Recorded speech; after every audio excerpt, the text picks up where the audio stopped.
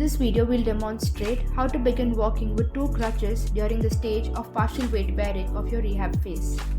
Let's assume the right leg to be the injured leg, which is in the state of partial weight bearing. Do ensure the surface you're walking on isn't very slippery. Before beginning to walk, ensure that you've adjusted the height of your crutches in accordance to your height to ensure comfort and stability.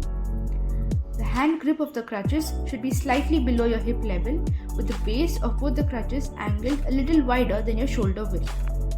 Make sure to put only about 20 to 25% of your weight onto your injured foot. Before beginning to walk, ensure to place the bases of both the crutches firmly into the ground. To take a step forward, begin by moving both the crutches slightly forward, balancing weight onto your hand and your left leg. Take a step forward using your injured leg, again bearing only 20 to 25% of the weight.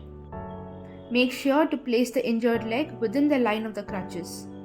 Next, complete the step by bringing forward the left foot. Take each step slowly, maintaining balance, posture and caution. The movements become smoother with practice.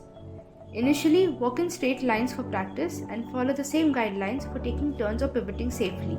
Some common mistakes to be avoided are: firstly, do not lean too forward over the crutches.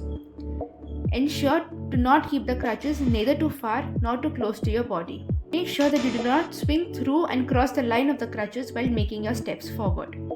And lastly, ensure to place the base of both the crutches firmly into the ground.